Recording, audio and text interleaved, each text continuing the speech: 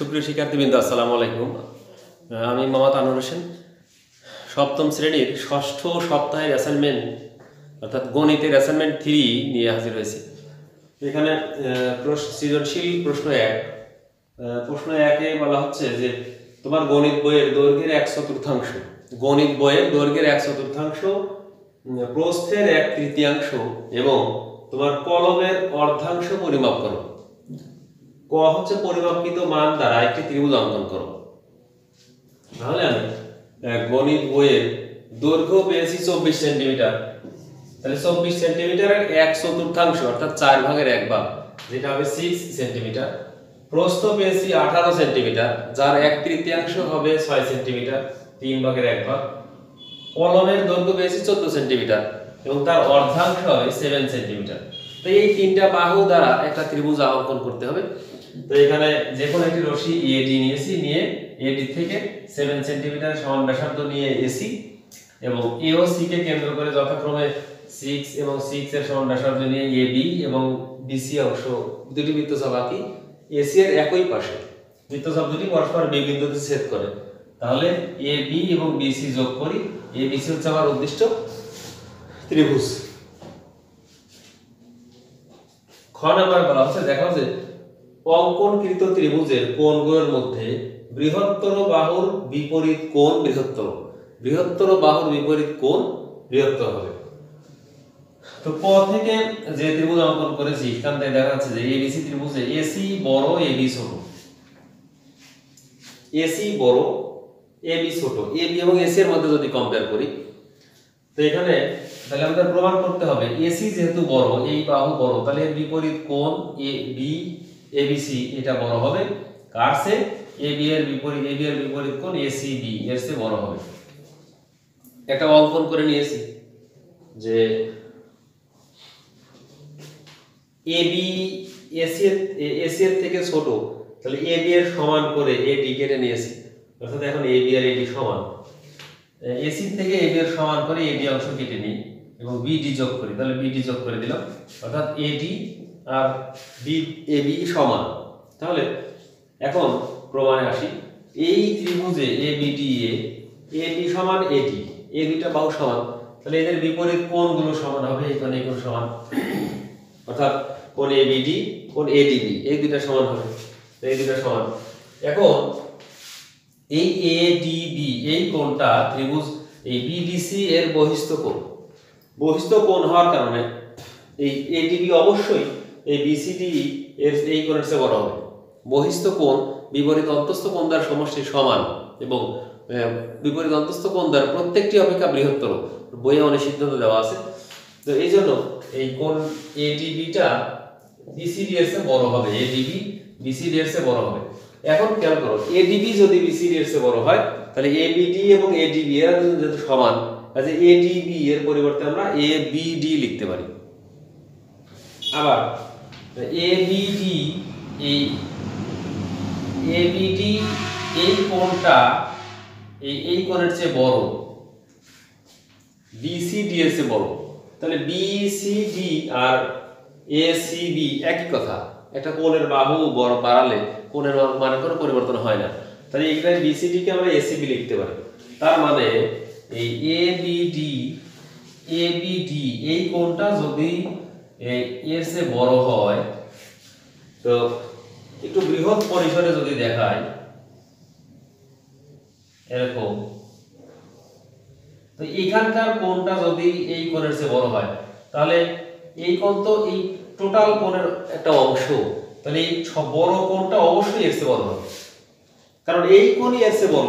তাহলে এই কোণ তো এর চেয়ে একটা অংশ ছোট, তাহলে এটা এর চেয়ে বড়, তাহলে এই বড় কোণটা তো অবশ্যই এর চেয়ে বড় হবে। প্রমাণ। এবার গ নাম্বারে বলা হচ্ছে যে এই যে অঙ্কনকৃত ত্রিভুজের অর্থাৎ যে ত্রিভুজ অঙ্কন করেছি তার কোণগুলো কেটে যদি কোনো একটা বিন্দুতে স্থাপন করা হয়, তাহলে প্রমাণ করতে হবে যে সেই বিন্দুতে স্থাপিত কোণ তিনটি সরল কোণ তৈরি করে। তো এখন আমরা যে ত্রিভুজ এবিসি অঙ্কন করেছি তার কোণ তিনটি মেপে এটা পেয়েছি 42, এটা পেয়েছি 42, কারণ এই দুইটা বাহু সমান, তাহলে এই কোণ দুটো সমান হবে। এ এবং সি পেয়েছি 42, এবং বি কোণের পরিমাণ মেপে দেখা গেল 96।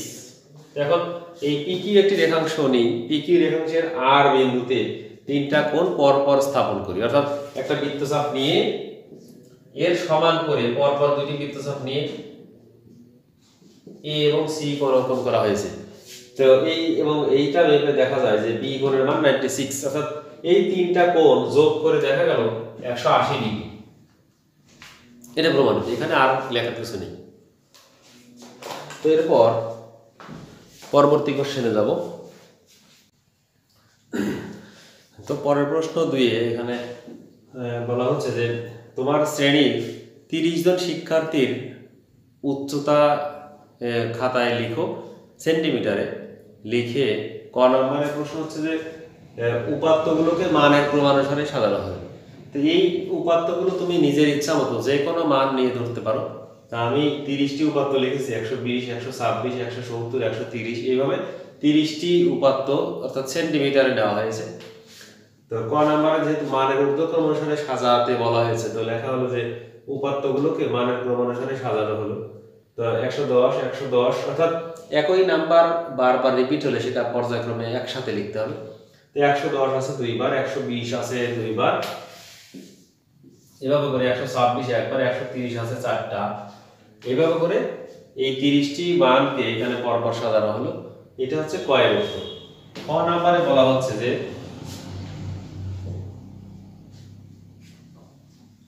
উদ্দীপকের সংখ্যাগুলোর মধ্যে তোমার কতগুলো কোন সর্বোচ্চ কত উচ্চতার শিক্ষার্থী রয়েছে সেটা আয়তলেখের মাধ্যমে দেখাতে বলা হয়েছে। তো আয়তলেখ আঁকাতে আমাদের প্রথম কাজ হচ্ছে যে সর্বোচ্চ সংখ্যা সর্বনিম্ন সংখ্যা দিয়ে আমাদের পরিসর বের করতে হবে। একটা নির্দিষ্ট সুবিধা মতো শ্রেণী ব্যবধান ধরে শ্রেণীর সংখ্যা নির্ণয় করতে হবে। শ্রেণীর সংখ্যা নির্ণয় করার পদ্ধতি হচ্ছে পরিসর ভাগ শ্রেণী ব্যাপ্তি। এটা ভাগ করে দিলে এটা হচ্ছে শ্রেণী সংখ্যা। 6.1 যেহেতু পূর্ণ সংখ্যা নয়, তাহলে কাছাকাছি পূর্ণ সংখ্যক বা শ্রেণী সংখ্যা হবে 7। তাহলে 7টা শ্রেণী নিয়েছি। এখানে সুবিধাজনক নিজের মতো করে 110 থেকে 119, যেহেতু শ্রেণী ব্যবধান 10, তাহলে 120 থেকে 29, 30 থেকে 39, এইভাবে 1 2 3 4 5 6 7টা শ্রেণী নিয়েছি। এদেরকে অবিচ্ছিন্ন করে নিতে হবে।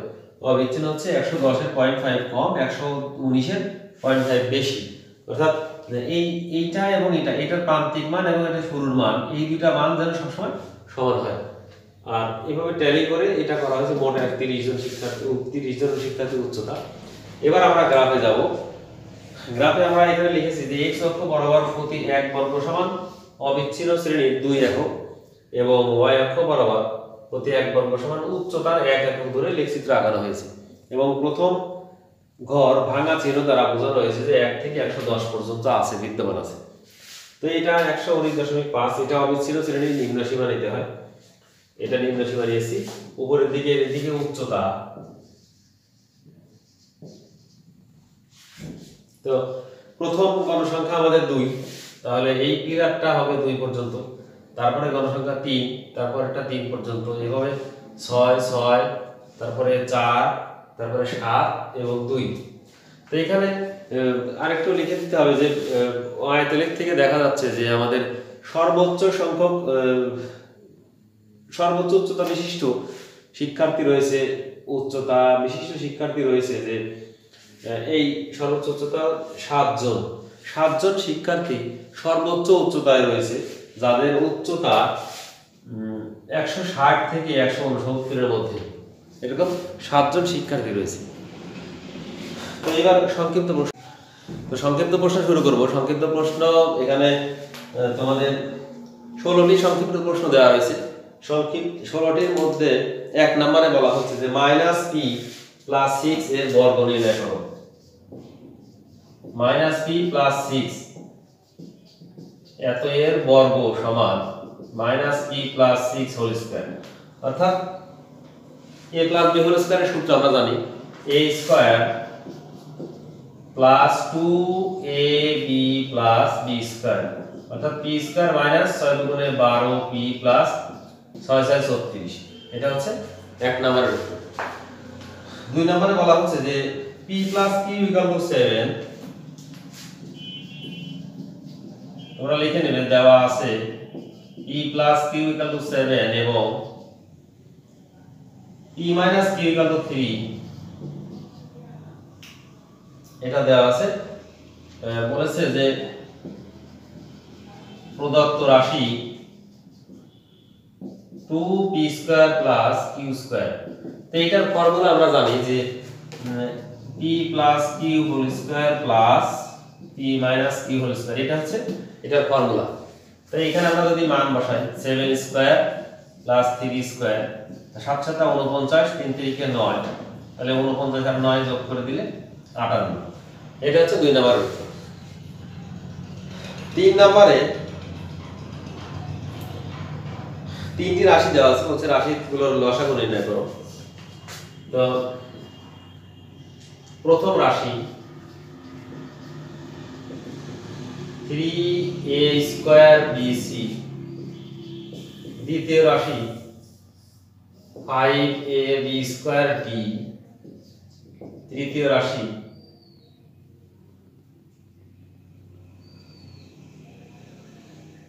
aq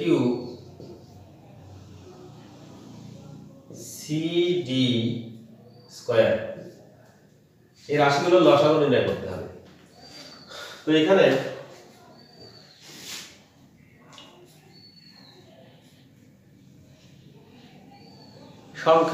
সংখ্যা সহগ আছে 3 এবং 5।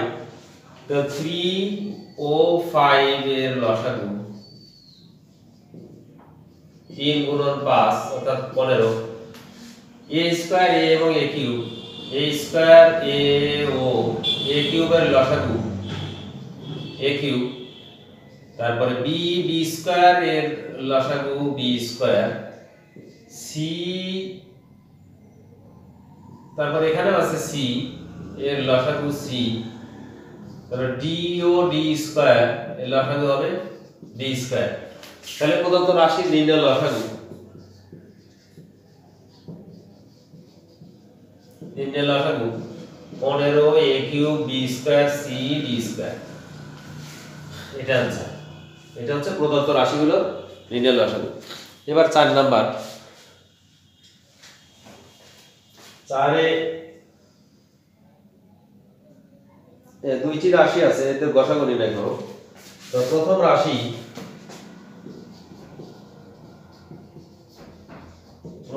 x কিউব মাইনাস 25x, এখানে যদি আমি x কমন নিয়ে নেই, x কমন নিলে x স্কয়ার মাইনাস 25 কে লেখা যায় 5 স্কয়ার, তাহলে a square minus b square সূত্র হচ্ছে formula a plus b a minus b। দ্বিতীয় রাশিটা উৎপাদক করতে হবে, x square plus 2x minus 15। তো এটা যদি মিডল টার্ম করি, আমরা গুণ করে 15 হবে এবং মাইনাস করে 2 হতে হবে, তাহলে 3 5 এ 15 plus 5x minus 3x minus 15। তো এই দুইটা থেকে যদি x কমন নেই, তাহলে x প্লাস 5 মাইনাস 3 কমন নিলে x প্লাস 5। তো এটা মিডল টার্ম করে হবে x প্লাস 5 x মাইনাস 3। এখন বলা হচ্ছে এই রাশিগুলোর গসাগু নির্ণয় করো। গসাগু কত হবে?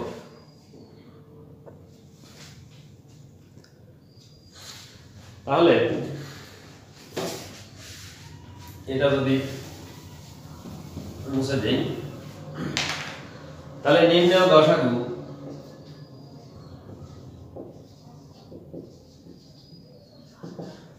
হচ্ছে তিনটি রাশির মধ্যে যে রাশিগুলোর মিল রয়েছে, যে উৎপাদকগুলোর মিল, সেই উৎপাদকগুলো হবে গসাগু। তাহলে এখানে আমরা দেখতে পাচ্ছি যে x প্লাস 5 এবং x প্লাস 5 এর দুটার মিল রয়েছে, তাহলে নির্ণয় গসাগু হবে x প্লাস 5। এটা হচ্ছে आंसर। 5 নাম্বার, একটি রাশি বলছে সরল মান কত?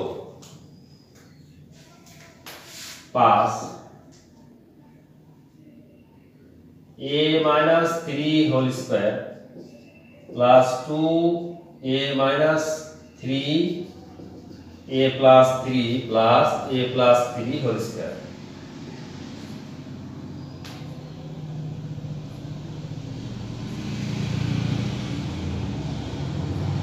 এখানে মাইনাস,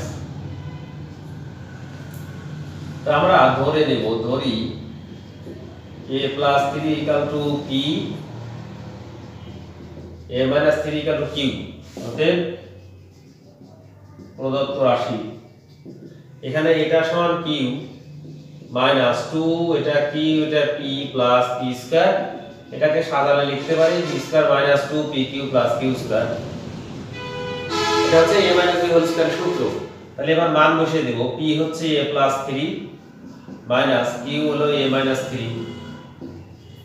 মান বসিয়ে দিলে a plus 3 minus a plus 3, তো মাইনাস আর প্লাস এ যদি কেটে দেই তাহলে 3 আর 3 যোগ করে 6, যেটা স্কয়ার করলে হবে 36।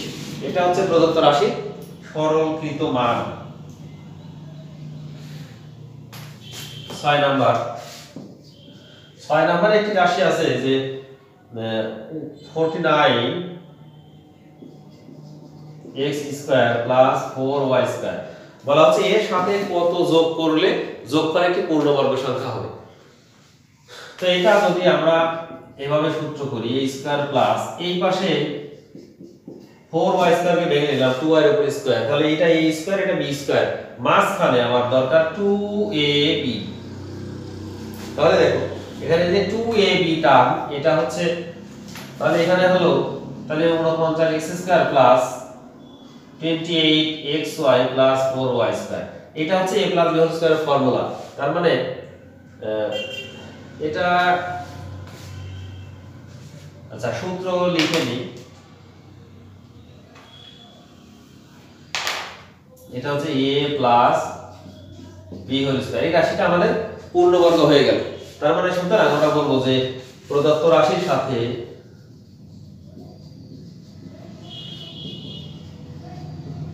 এই মাঝখানের টার্ম অর্থাৎ এই 28xy যোগ করলে যোগফল একটি পূর্ণবর্গ সংখ্যা হবে। প্রদত্ত রাশির সাথে এটা যোগ করলে যোগফল একটি পূর্ণবর্গ সংখ্যা হবে। এরপরে 8 নম্বরে বলা হচ্ছে যে তিনটা অপশন আছে 8 এর 1, বলা হচ্ছে যে কোনটি সঠিক। এখানে 1 নম্বরে আছে 2x + 3y 2x - 3y, বাম পক্ষ 2x + 3y 2x - 3y। এটা আমরা ফর্মুলায় ফেলতে পারি যে এটাকে যদি a আর এটাকে যদি b মনে করি তাহলে a + b a - b, এটার ফর্মুলা হচ্ছে a² - b², যেটা এখানে লেখা যায় 4x² - 9y²। আমাদের এটাই ডান পক্ষে দেখা যাচ্ছে যে 4x² - 9y², তার মানে এটা সঠিক, এটাই ডান পক্ষ। 2 নম্বরে বাম পক্ষ দেওয়া আছে half m - n² m - n² plus m plus n²। তো এটা আমরা এর আগে 1 নম্বর অঙ্কে ব্যবহার করেছি। এটা হচ্ছে এটার ফর্মুলা হচ্ছে 2 * m² প্লাস n²। তাহলে 2 যদি কেটে দেই তাহলে থাকলো m² প্লাস n²। এটা ডান পক্ষ, এটা হচ্ছে আমাদের ডান পক্ষ। তার মানে এইটা ঠিক রয়েছে। এবার 3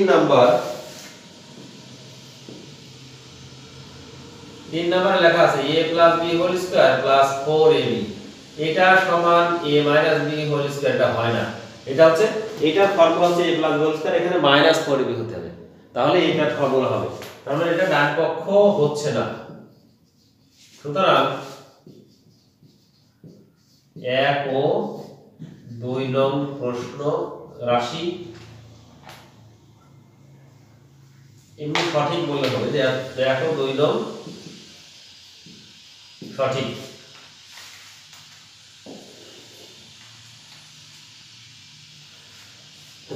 এরপরে 9 নম্বরে দেওয়া আছে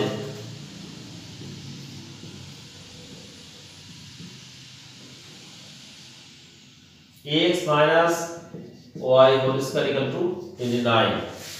তো ওরা চাচ্ছে যে x + y হোল স্কয়ারের মান কত। তা আমরা জানি x plus y whole square সমান x minus y whole square plus 4ab। তো এটার মান যেহেতু যে নাই প্লাস 4xy, তো x এর যেহেতু মান দেয়া নেই তাহলে এটাই হবে आंसर। এরপরে 10 নম্বর অঙ্ক। 10 নম্বরে একটি উৎপাদক বিশ্লেষণ করতে বলা হয়েছে। x square plus 5x minus 6। তো এটাকে যদি উৎপাদক বিশ্লেষণ করি, আমরা উৎপাদকে জানি যে গুণ করে 6 হতে হবে, বিয়োগ করে প্লাস 5 হতে হবে। তাহলে x স্কয়ার প্লাস গুণ করে 6 বিয়োগ করে 5, তার মানে 6x মাইনাস x মাইনাস 6। অর্থাৎ x কমন নিলে x প্লাস 6 মাইনাস 1 কমন নিলে x প্লাস 6। তাহলে এই দুইটা উৎপাদক করলে কি পাওয়া যাবে? x প্লাস 6 x মাইনাস 1, এটা হবে आंसर। এরপরে 11 তে যাব। 11 নম্বর কোশ্চেনে বলা হচ্ছে 5 into x minus 3 equal to 10 সমীকরণটির মূল কত? 5 into x minus 3 equal to 10 এই সমীকরণের মূল কত? মূল বলতে আমাদের এখানে সমাধান করে x এর মান বের করতে হবে। অর্থাৎ x minus 3 equal to 10 ভাগ 5, তার মানে x minus 3 equal to 2, তাহলে x equal to 2 plus 3 অর্থাৎ 5। এটা আছে নির্ণয়ের মূল হচ্ছে 5। 12 নম্বর। 12 তে বলা আছে কোন বিধি অনুযায়ী একটা রাশি দেওয়া আছে,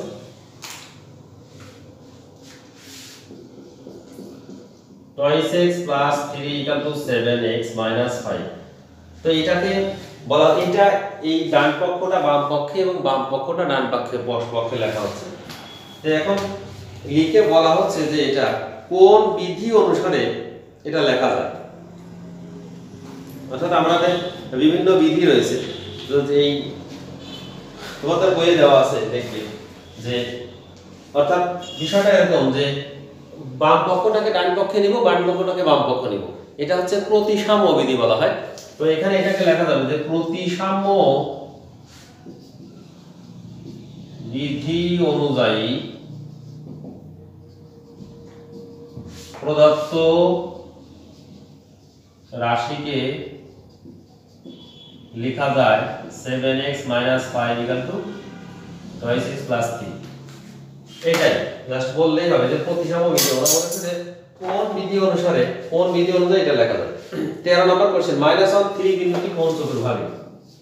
-1 3 এই বিন্দুটি কোন চতুর্ভাগে অবস্থিত?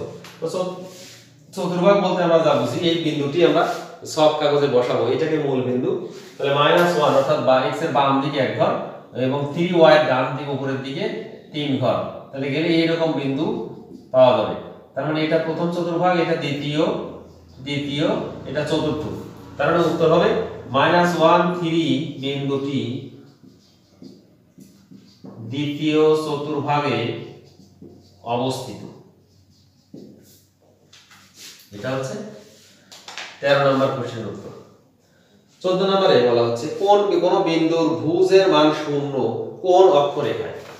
তো আমরা জানি যে কোন একটা বিন্দু যদি বসাই, অর্থাৎ ভুজ 0 এমন একটা বিন্দু যদি আমরা কল্পনা করি, সাপোজ 0 5, তাহলে এই বিন্দুটা যখন আমরা গ্রাফে বসাবো তখন কি করব? x বরাবর, এটা x এটা y, x বরাবর 0 অর্থাৎ কোন অক্ষে যাবে না, কারণ y বরাবর 1 2 3 4 5, এই বিন্দু হচ্ছে 0 5। তাহলে কোন অক্ষের উপরে এ ভুজ 0 হবে? অবশ্যই এটা y অক্ষের উপর। সুতরাং আমরা সিদ্ধান্ত দিব যে ওরা যা বলেছে যে কোন বিন্দুর ভুজের মান 0 y অক্ষরেখায়, কোন বিন্দুর ভুজের মান 0 y অক্ষরেখায়,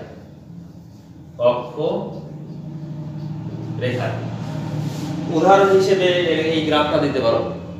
15 নম্বরে বলা হচ্ছে কোন সংখ্যা থেকে -6 বিয়োগ করলে বিয়োগফল -12 হবে। মনে করি সংখ্যাটি x,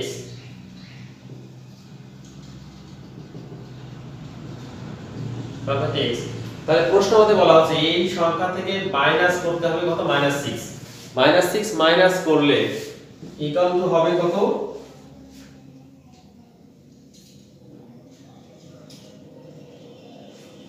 -12। তাহলে x plus 6 equal to -12, x equal to -12 -6 equal to -18, অর্থাৎ -18 এর সাথে যদি -6 বিয়োগ করা হয় তাহলে -12 হবে। Last one, 16 number question. একটি সংখ্যা দেওয়া রয়েছে যে সংখ্যাটি x, x এর 1/4 কত হবে, x/4, x এর 1/3 কত হবে, x/3। বলা হচ্ছে এই 1/4 এই 1/3 থেকে এত অংশ কম। এই সংখ্যার 1/4 এই সংখ্যার 1/3 থেকে সংখ্যাটির এত অংশ কম, সংখ্যাটি কত? অর্থাৎ যদি সবগুলো বাম পাশে নিয়ে আসি, এখানে লসাগু হবে 12, তাহলে 3x - 4x + x = 0, অর্থাৎ 12 লসাগু, 12 কে 4 দিয়ে ভাগ করলে 3, তাহলে 3x, 3 দিয়ে ভাগ করলে 4, তাহলে 4x, 12 দিয়ে ভাগ করলে 12 1, তাহলে x। তাহলে এখানে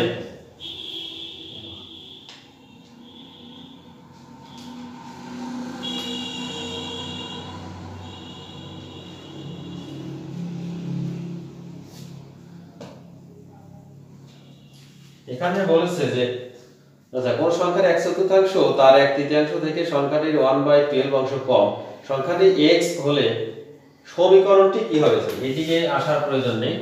সংখ্যাটি যদি x হয় তাহলে সমীকরণটি হবে আমাদের এখানে শেষ। এটা হচ্ছে আমাদের নির্ণয় সমীকরণ।